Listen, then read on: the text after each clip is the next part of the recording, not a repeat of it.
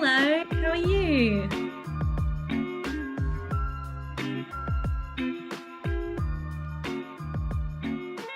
Thank you so much for adding to me. Thanks for having me. Of course, I absolutely adored your book. I read it over the weekend. It is amazing. My daughter, who is 3, nearly stole it from me because it's a princess on the cover, of course. Oh, that's so cute. She didn't steal that. So I just wanted to ask you a few questions about, tell me a bit about when the idea of actually writing a book came up for you.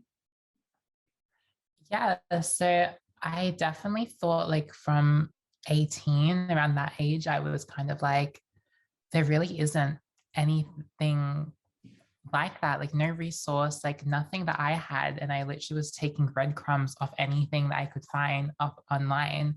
And I just thought that for now, I just document it, see what happens, keeping little tabs on stuff that's happened in my life. And then as I started to navigate life from 18 onwards, I was like, wow, there's so much here to speak about and to put down into words and have it in a book form. And I kind of brought that up with my management team, with Sarah and Sim, and they always knew from the get-go that I wanted to do that. And then the opportunity came and I just took it. And I was like, yes, I think this is a great idea. And I've got so many plans and I know what I want to write about. I know the direction. I know the core meaning of the story. And yeah, and we just got straight into it. It's amazing. And I feel like it's so important, not just for trans teens or trans people, but I read it and I was like, oh, I'm learning things about mental health and anxiety, and just, I feel like it's really a book for everyone. And I don't know if that was your intention, to not just have it. Obviously it's really important for trans teens and kids, but everyone can enjoy it. It doesn't have to be trans kids. Yeah, I definitely felt like I wanted to really resonate with the whole transitional aspect, not just with trans people, but with everyone, the transition from childhood to teens to adulthood, and how difficult it really is for people to navigate that. And I really wanted that to, stick, and to see that, life is a journey and we're all on our different paths. And it's important to know that even though, we might get an easier run, or some people get more difficult situations thrown at them, it's just nice to have a bit of compassion and to understand someone else's experience, and then to acknowledge that and not shove it to the darkness just because it's convenient for us.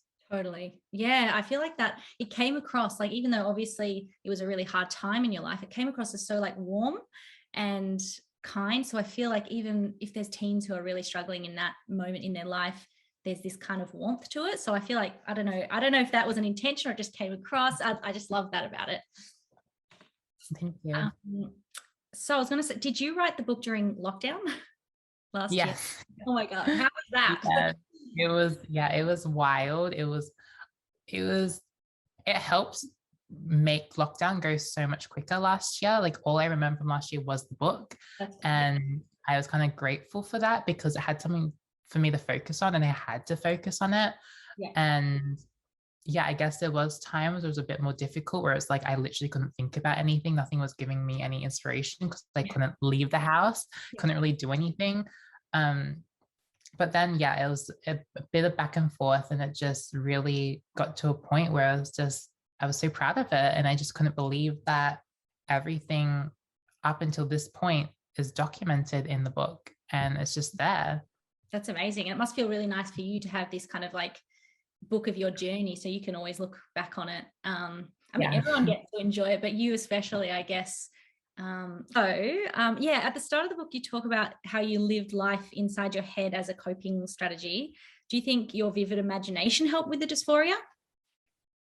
Oh yeah, definitely. I feel like I wouldn't have been able to get through a lot of the internal conflicts I faced at such young ages because of just how difficult it is to think about yourself, especially when you're so young and you're already thinking about these adult things because of dysphoria and things that felt so real, but also not known because there was no information about it. And if I did express it to my parents, it was like they were really helpful with it, but then they also didn't know what they were dealing with. So it was very difficult. And especially when, if they were seeking help about it, it was always treated in a different way, which was just, once again, it was just so difficult. So for me, it was like, if no one's going to understand me, then the worlds I create in my head and everything that I consume myself with in terms of music, movies, books, that was going to be my home until I felt like I could bring that into the real world. Such a good coping kind of thing. And I guess like you seem to have such a good imagination. I'm guessing it must be harder for people who maybe can't do that as much. Are you a Pisces by any chance? Yes. Oh my God. Pisces. Yeah, I've got my mom's an astrologer, so like I'm all into that. And I was like, I feel like she's got this Pisces energy. How cool. I guessed it. Yeah, I feel like, yeah, the imagination thing is really helpful for you. So yeah, and I was also interested when you were a kid that you weren't able to just say like, I'm a girl, because you had no, words for that. You were just you. I feel like a lot of trans kids would experience that because kids don't necessarily know how to verbalize their internal feelings. And like, what advice do you have, I guess, for the adults in their life who may be seeing something that the kid can't verbalize? Yeah, I feel like it's very much in the small details in how the kid is kind of going about things in their life. Like, for example, I feel like you can really notice when something is just a thing to them or if it's actually a part of them. An example of that is just like if you perceive yourself to have a little boy as your kid, and they want to grow out their hair and they're really attached to that. And I feel like, that couldn't mean anything, but then I feel like if that attachment to the hair is, there's something else there, then there's no harm in trying to figure out your child. It's difficult for children to express their emotions. So trying to be patient with them and understanding why certain things mean more to them than you think that they do mean to them, then you'll literally make them feel so much more safer and they will open up to you. It's literally just about nurturing and time with children, because like to them it's difficult. Like their first instinct is to scream or cry or to get a bit frustrated. And if we react in the same way, then it's just going to make them feel like that's wrong and they will bottle that up. Oh, look at you giving me parenting advice. Oh my God. My daughter's like just screaming and crying, and there's times where I'm just like, what? And then that resonated with me as a parent.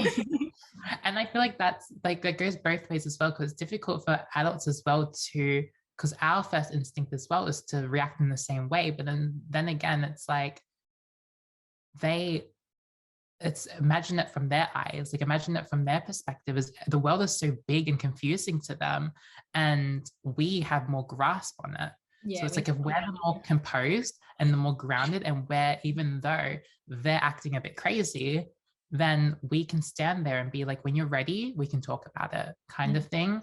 I feel like that's so important, because in that moment, they will tell you how they actually feel. Because for me, it was always like, I would have a certain like Barbie toy, and it's not just a toy, like toys don't have genders, but for me, it was like, this is me. This is what I resonate with, and this is what I want to be. And those are things I kept expressing. And it wasn't a phase, which is what people perceive it to be. Because it can be a phase. Like, boys can gravitate and play with girly things at a young age and then grow out of it. And that's okay. But it's separating from what items are actually a part of their identity and the items that are just temporary. Yeah, that's really fascinating. So just like noticing if it really means a lot to them. That's really interesting. So you have such a strong bond with your mom, and I love seeing your bond on TikTok, but then kind of reading behind the scenes in your book. And like, she didn't really have tools and resources to kind of help you on your journey, but it just seems like she got you, even though she didn't know what to do about it. So do you think that makes like the difference in trans kids' life, just having one person, I guess, that gets you? Yeah, definitely. I feel like even if it's just, they don't have to have all the answers, but if they're there to kind of understand parts of it, it helps so much because I knew that I could always speak to her about certain things. And if I, when I had the moment where I wanted to start shopping and have a different wardrobe and start shopping in the more feminine sections, she was totally across it and would go shopping together and we'd do all these little things together, and she would start buying new clothes for me. It was literally just second nature for her. And she just never really, she didn't think as much deep anymore. She knew it wasn't just dressing up anymore like we did when I was younger. And she also knew that that wasn't, she was kind of blamed for that as well. People would always say that's weird that she would let me dress up and wear the princess clothes and do that. And when she did tell me that the world's going to treat me differently because I do that, I was just more so like, yeah, but this is still me. And as long as you care and you're gonna like not turn your back on me, then I'm fine with that. Because, like your parents' validation is so important to the child. And that's what I really cared about. But she just stuck with it. She didn't care. She had like the fuck it attitude to everyone else and was like, if you want to do what you do, then you can do it. And she always would have moments where I feel like she was trying to show me that things are okay, but like it wasn't there yet. Like, for example, like when we went to the Philippines a few times, like she would take me to like drag shows and show me that kind of culture. And I would love it and be like, wow, this is amazing. But I always remind her that like, I don't really feel like it's not dressing up for me anymore. And this isn't like a show. It isn't like a performance. And it's more so me deep down. And that's where I'm heading. And I feel like from that point onwards, she started to understand more. She got so much more information from me about it. But obviously, with English being her second language, it's a bit more, unless it's explained to her more in like Tagalog and across in that kind of way, she would have understood it straight away. Yeah. But seeing me evolve and my journey, she's totally across it differently. Even the way that she addresses like her trans friends as well, because before she was kind of like, she thought it was still a drag performance, but now she knows it's a lived experience. They're not performing, it's their life. Sounds like it's been such a journey for her as well. Yeah. And I mean, she didn't really need to come that far. Obviously there's a lot to learn, but she was already there ready to kind of support you. She sounds amazing. So yeah, I feel like I wish every trans kid had a mum that just went with it, whatever, tried little things like the drag thing. Okay, that's not it. Let's try something else. Yeah, exactly. Yeah, that's lovely. Oh yeah, and I just loved how throughout the book you sprinkled like resources. There was, I felt like it wasn't just in one section, which I think is really good for especially Gen Z, like who want information in the moment. So if it says like, oh, all the resources are at the back, they probably won't read it, but there was like bits in between things. And I feel like that was really important. And what I was going to ask is, like, obviously you probably wish there was resources when you were a kid, but do you think it would have changed your journey? 100%. Like I was really trying to find as much as I could growing up. And when I first discovered the internet, that was the first thing I did. Like I didn't care about anything else. It was literally searching for trans people and seeing their lives. But when I did search it, I remember it was literally, it just took me back because all that came up was porn. Yeah. And literally that's all. Literally. And it was just like, what? Like it was so confusing to me because being like 11 years old, I was like, first of all, I never saw that before. Okay, and then second of all, it was just kind of like, I just couldn't. It felt so violating. And I just didn't know how to understand that. So I kind of bottled it up from that point onwards. And then it just got worse from the representation in movies when it like around the time it was the like certain movies where it's like trans people were the villain, or it was cis straight men throwing up because they made out with a trans woman they didn't know. And they literally had this in like Hollywood films. And I would see this in theaters at school. And it was just like, what is happening? It's like, I cannot be this person. It was like all this bottled up transphobia just kept, storing inside of me to the point that I was just struggling so much. And the moment that really turned and the pivot for me was that moment. My English teacher at the time did give me the article about Kim Petras and how she got gender reassignment surgery. And just that information, it was like, if only I got that earlier. It was just like, if only there was something there. Like, that's just a story. All I wanted was some trans girl happy. Yes, And, yes. It's so, I and feel like not, we need to see that in like media, and now you're part of that. So like you didn't get it, but you are becoming that for everyone else, and like you're happy and you're like, it's not sexualized. And I feel like I hate how, you know, you had to look that up and you're 11, and it's like, but it's nothing to do with sex. It shouldn't be. yeah. And yeah, it would have been. And you weren't even like, because I'm 34, so I'm probably 10 years older than you. So like the internet just like barely, didn't exist, and then it was like so bad. Like I remember looking up, you know, being interested in I guess puberty and bodies changing and stuff, and looking it up, and it was like just porn and all these windows pop up, and it's just yeah, so I can just imagine how hard that would have been. So in terms of like resources, do you think you would have transitioned earlier, or do you think it just would have helped you feel more, I guess, at home, like with who you are? I feel like I definitely 100%, like no doubt would have transitioned earlier. Like that's something that I try and not live with that regret and try and punish my past self, because it's just so difficult to navigate that life that I was living in at that time. And to be realistic, it's not the same as it is today, and it's getting better. There's still so much work to be done. But if I was the same age in this day and age and had people that I could see on social media that are living their authentic lives, I would have just, showed my parents straight away and said, this is what I needed to do. Yeah. And there was just lots of things around that time that was just preventing me from saying it out loud, because also there was you had to go to family court in order to get hormones as well, to get puberty blockers. And that's what I really wanted. When I found out about that from the teacher, when he showed me Kim Petras and she had puberty blockers, I was like, I need that. Like, I don't want to be going through male puberty. That's not, no girl wants to feel that in their body. And it just felt like such a struggle, because I also didn't want to go to family court. Like, it just felt so stressful and like triggering, right? Yeah, it was too like, I'm not a criminal. Like, it felt so scary. So I just kind of left and was like, as soon as I hit 18, I'm going to go and start transitioning. Yeah, I can imagine that would like stop a lot of kids. Like, I know that now it's different, right? You don't have to go to family court, I hope. No, that was 5 or 6 years ago. That was lifted, that law.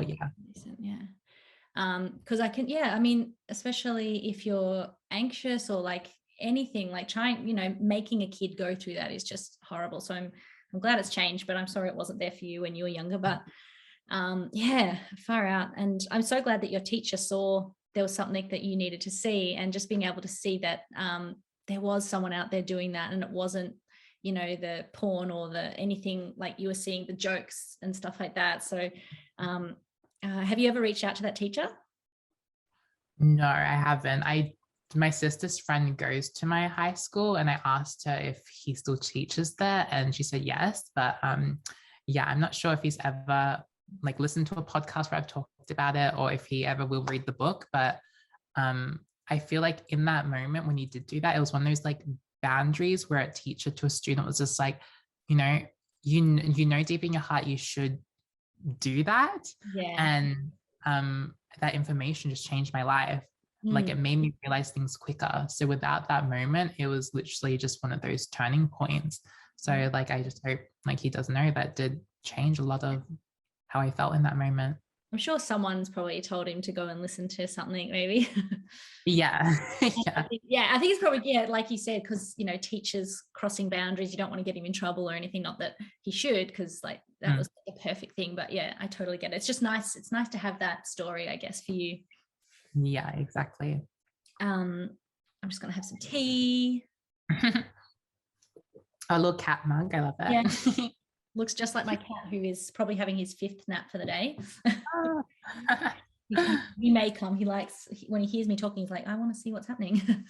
So I think this was what I was going to ask before. I think I already asked this, but like the advice in your book, I mentioned it, is like really, I guess, universally helpful, like the stuff on anxiety and like being a teen. And did you kind of aim for it to be a self-help book as well as your story, like to help everyone? Like, I think you kind of answered this before, but like when you were going into it, was it just meant to be your story, or were you thinking, I want to help everyone?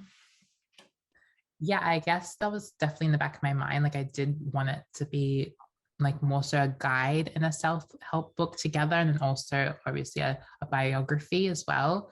Um, but yeah, that was definitely my mind to try. And the reason why I did do that was to not try and separate my experience from someone who isn't in the community or is trans, because I just wanted them to see it and be like, I can relate to that. I can relate to a friendship heartbreak, or just a dating situation awkwardness, and all those kind of things, because it builds it to be like that's a true narrative. It's a relatable narrative that makes you realize that it's literally no different to the next person.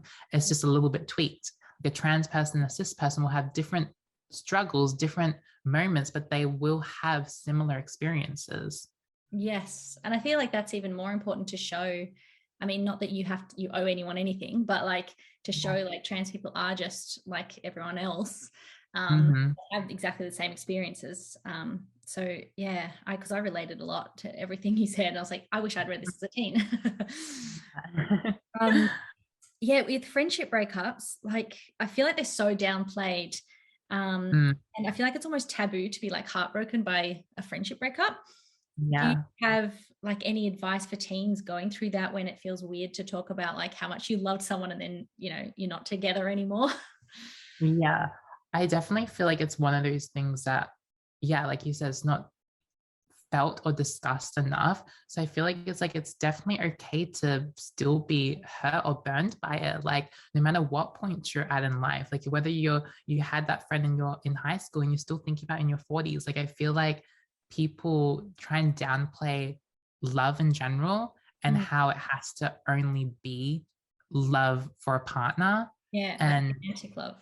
yeah, romantic, which is just like, it's not true, because you can literally, fall in love with someone's like, and they could be your soulmate, but they come into the form of whether it's a family member or a friend.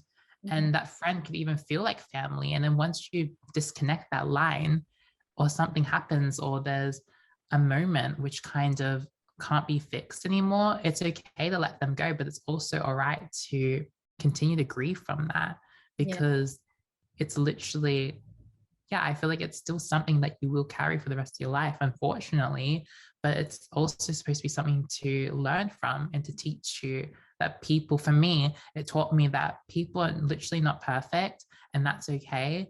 And you can't expect somebody to be everything for you as well, because at the end of the day, there will be things that will change, and things can be temporary, and they don't have to last forever, but they can last for that moment. Yeah, that's true. And they like bring something into your life, even if it's not forever. I've definitely had that, especially as a teen. And yeah, I feel like I want to talk more about that on Ramona's platform, because a lot of people come to us because we get a lot of, DMs about when people are teens and young women are upset about things. And so much of the time it's like friendship stuff, not necessarily love stuff, because there's so much information out there, I guess, for, breakups. Exactly. Yeah, we see so many movies about romantic love, and like, and it's important. Like, it literally there's so many different types of ways to be heartbroken by a romantic partner.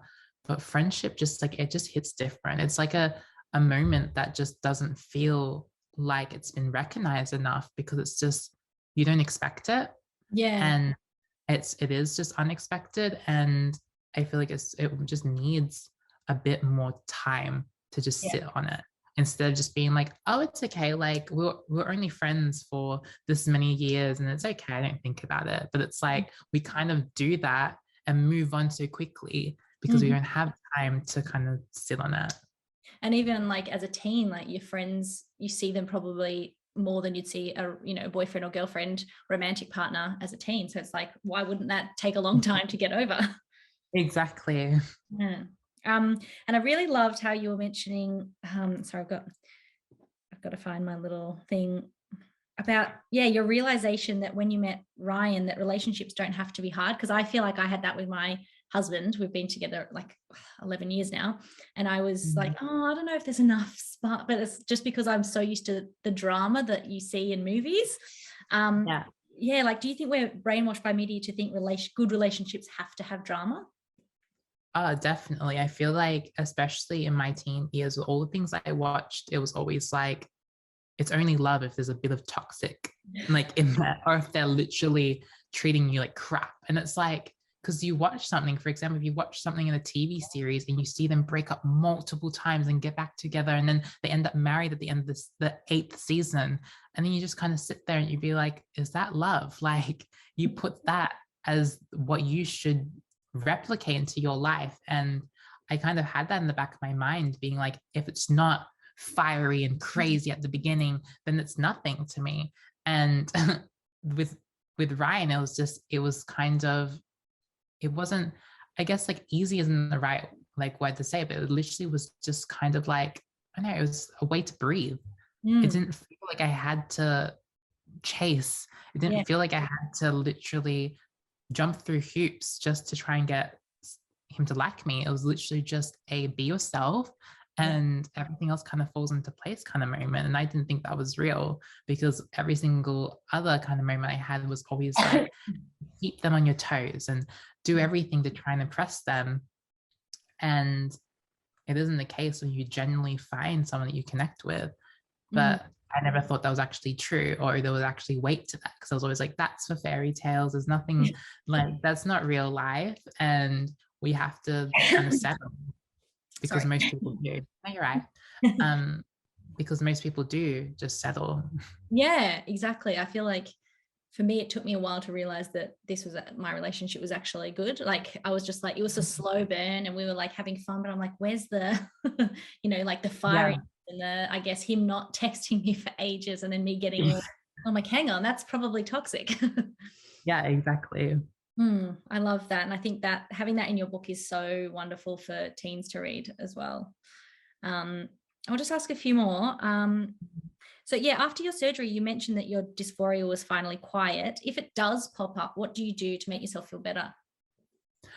I guess, like, I just try and focus on anything that sparks joy to myself instantly, anything that kind of brings me away from appearances, because it's not, because the thing that people, I feel like, a bit confused when it comes to dysphoria, it's got nothing to do with vanity. It's always got to do with how our dysphoria treats us. Yeah. And in that moment, it could be in the form of literally reminding us of certain physical features that are typically more masculine or feminine in on us, which we don't want. And like, for a trans woman, it'll be a masculine feature, because they don't want anything to relate to being a man. And then for a trans man, it'll be a feminine feature, because they don't want anything to relate to being a girl.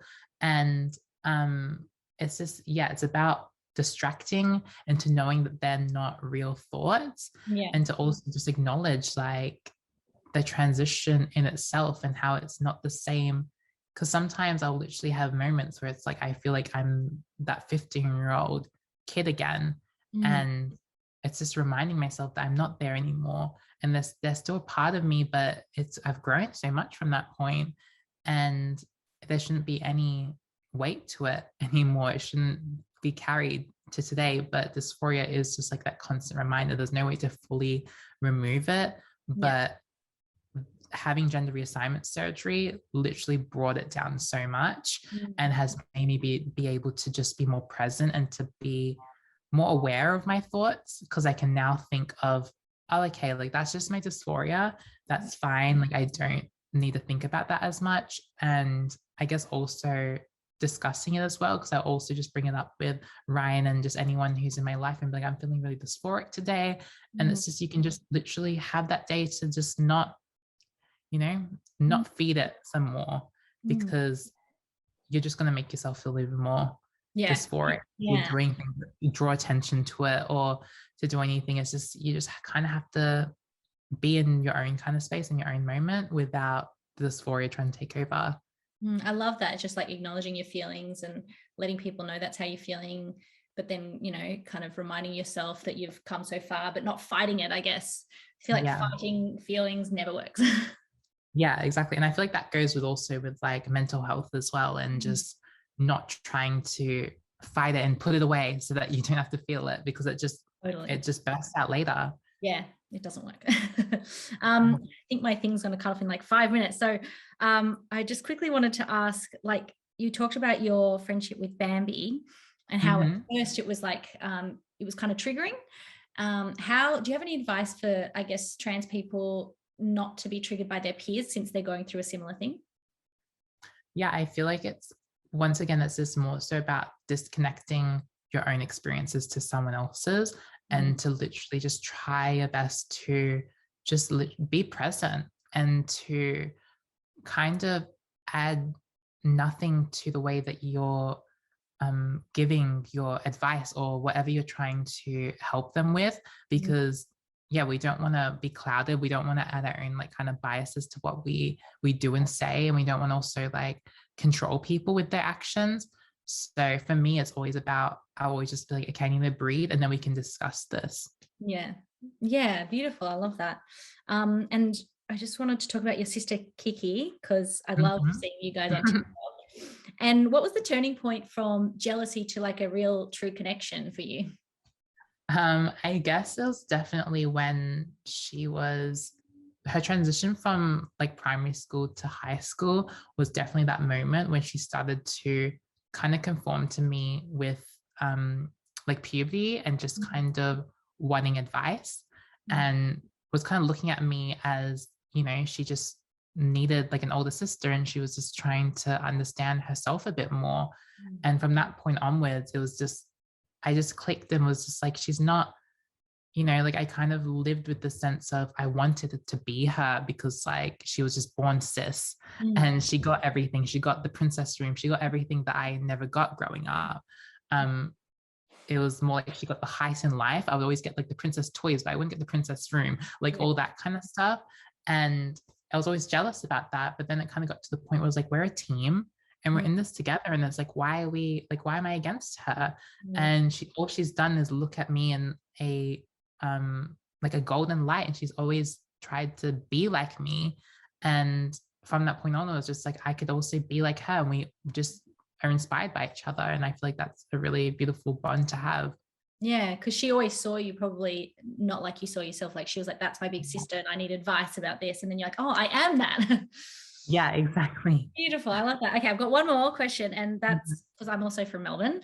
Um, Okay. what is the first thing you're going to do when lockdown ends? Definitely try and travel, like get out of Melbourne and just, just have a moment to be disconnected and away from the lockdown, and not to think about that again, because just that was a lot. A lot of, oh my God. I feel like this last lockdown is the one that really hit hard. Yeah, definitely. I think it taught us a lot. It was a bit easier to cope with it just because of how well we've done with it. But I felt like it's just feels exhausting. Yeah, I'm ready to go somewhere else. I want to see the ocean or it'd be nice to be on a plane. I haven't been on a plane for like 6 years, I think. Oh shoot. Yeah, definitely on a plane. Yeah. And I'm a bit scared of flying. So it's probably, Okay. I need to get over that. But yes. Okay. Well, thank you so much. This has been lovely to chat to you. Thanks Um, for having me. That was really good questions. I enjoyed good. it. Cool. Thank you so much. I can't wait to read it. Yay. Awesome. Thank you. Have a great day and good luck with the end of lockdown soon. You too. Bye.